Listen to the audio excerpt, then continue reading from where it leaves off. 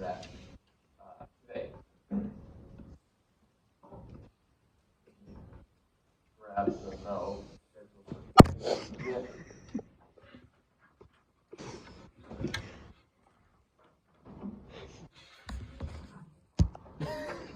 You have to, everyone in the group has a spreadsheet.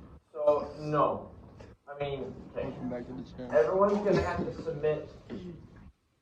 I'm going to have, on Canvas, you're going to have an assignment. And it's going to say, measurement lab spreadsheet or something like that.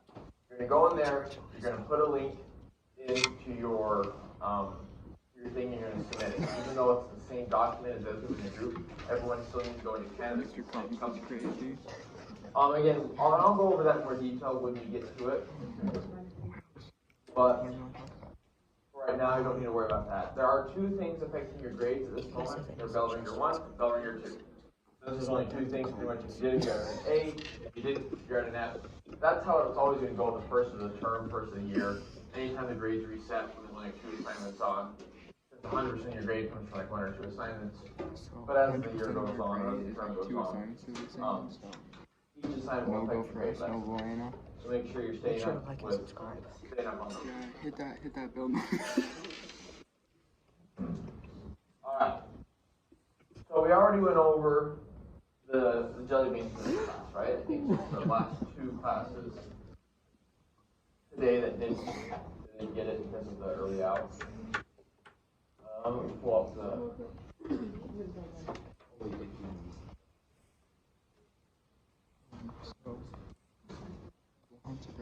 find it.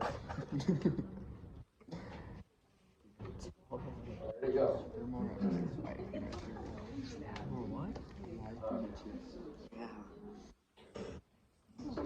Every blog coach is close. So yeah, this group, we had a group within 2. I had another group also come within 2. So right now you guys are tied. You guys remember who you are. You're tied for the closest, but we still have 2 more classes to guess. So I know we're tied for the we'll closest. see if they can do each of those 2 classes right now. All right.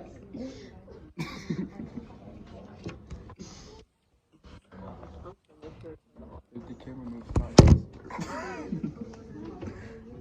just no turbulence. So today's going to be kind of a traditional slideshow. No, take the day we're going to have a meeting. So, what do you guys want to call? Leave that down in the comments too. Like, what should we call? What were we thinking? What are we supposed to be getting? So let's just take some notes. But the important part, especially when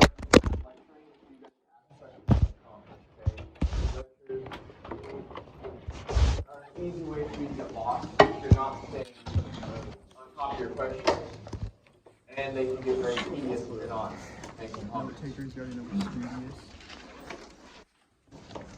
So in this slideshow, we're going to be throwing out a lot of terms. Percent error, significant figures, things like that. We will get into some of them in depth today, but a lot of them, most of this is just going to be kind of introductory, and we'll learn more about them as the year goes on.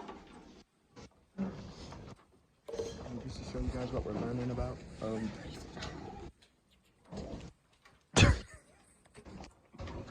So, the first thing was what we talked about a little bit at the end of class last time, is the difference between accuracy and precision. Accuracy is the degree of closeness of a measurement or a quantity to the actual or the accepted value. So, for example, the measurement of the atoms is getting more and more accurate all the time as we are able to develop better and better equipment. Originally, it was very rudimentary. We kind of knew how the properties of oxygen or carbon or atom, we kind of knew how big they were, we kind of knew how heavy they were. But as different labs around the world did different tests, the the accuracy increased and increased and increased as we got closer and closer to what is probably the actual weight and the actual size and the actual properties of these atoms. Imagine it's very hard to measure something that you can't even see. Degree, closeness, and measurement of quality to the actual accepted value. Precision is just the degree of repeatability, the degree to which repeated measurements show the same results. So if you have a scale and you weigh the same jelly bean on it multiple times, is the scale going to give you the same weight, or does it always fluctuate something different? If it's a good scale, it should be the same. Sometimes they're not, though, and they'll be a little different every time. So when you buy expensive equipment, what you're usually paying for is the precision. How well does it function the same each time, every time? If the parts are machined well and they fit together well, there's not going to be a lot of, slop or looseness between the parts. So that whatever it does, it will do it the exact same every time. And then you can calibrate for accuracy.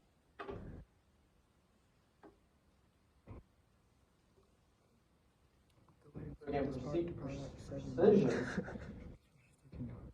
precision is just repeatability. Accuracy is closeness to the actual value or the accepted value.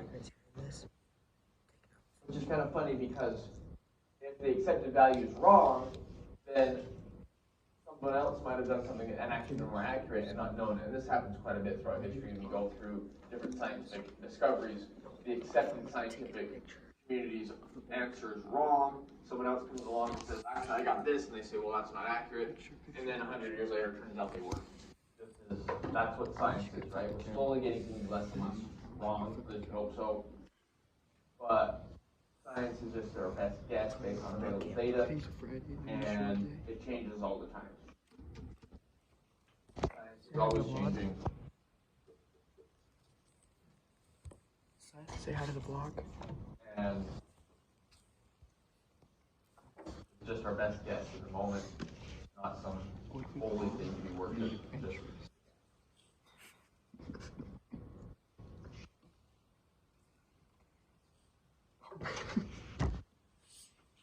So here's another picture of those, but it's a little bit bigger and kind of listed out. Okay, that's a good job. So we want to draw those in, and then it helps, I think, in a very visually quick fashion. So this is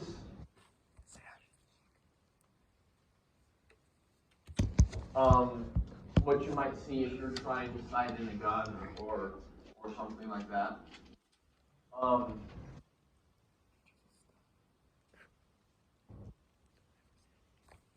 brother-in-law works for a company and they sell guns, and each gun costs over $20,000. Right. And it's for this. I can't even imagine the kind of people who spend money on one single thing.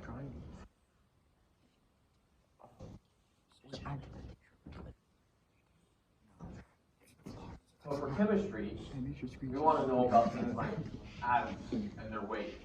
How do they know the weight of atoms? How do you measure the mass of an atom? By the scale. On a scale? Yeah. How would you do that with a swimming pool? I don't know. Can't you take like the measurements of like the room? Is there a way to do that? Probably. There probably is. You can also try to figure out about how many there are in something and then weigh the whole thing and then divide by the amount of things that are in there. If we get a pure chunk of carbon, try to estimate. But the way they do it is a thing called mass spec, a mass spectrometer. And it's actually a really ingenious way, and we'll mention this a little bit later.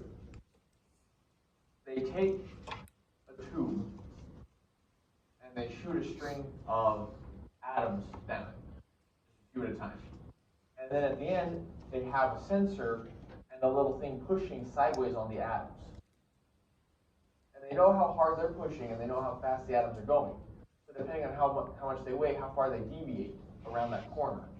Just think about in your mind driving a sports car really quick down a windy road. Okay, you can picture that. Low to the ground, grips the ground really good, it's got some downforce, you're zipping around these turns.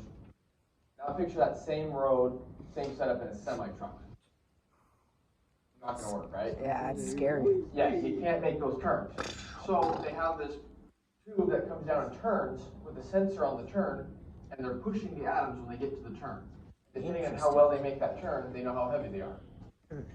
Because you can't set a single atom on a scale, right? An atom made of scales, in a room full of atoms, you know, a scale made of atoms in a room full of atoms, it doesn't work. So they get a tube, a vacuum tube with nothing in it, and they use a magnetic field, which isn't made of atoms. Made of, we don't know what it is. And so then you can detect single atoms and push on them and see how hard it is to push them. No, fields as far as, we don't know what fields are. Gravity fields, magnetic fields, there's some sort of force that exists somehow. You know, we can calculate it if we know what it does. You know, very precisely and accurately what they do. But we don't know why they exist. Alright, so calculating percent error. You make a measurement, how do you know how good that measurement is? Well, there's a couple of different ways to calculate. This is one way. You take the accepted measurement and divide it, so that, I got a typo. Anyways, you take your measured and you divide it by your accepted, and you times that by 100 to make it a percent. Do the decimal over twice. So the accepted value is the actual number / measurement given to you. The measured value is the value you counted or measured in your experiment. So if I was to ask you, you know, tell me how long is this pencil, and you guys were all to give me an estimation, that would just be your measurement. And then you divide that by the actual value and see how close they were to each other. If they're exactly on, it's going to be 1, right? It's going to be 100%, 1 times 100 is 100. It's going to be 100% accurate. But the further off they are, bigger or littler, you know, usually you want to have it to where it's a decimal, not over, because if you're over, then it's. The further off you are, that decimal gets smaller, and as you have right gets larger. And this is a simpler formula. The real one is a little bit more involved, because if your number's smaller, then you can get over 200. Like, oh, I'm 150% accurate. You know, you're off. And it accounts for that, but that's why we have these absolute values to help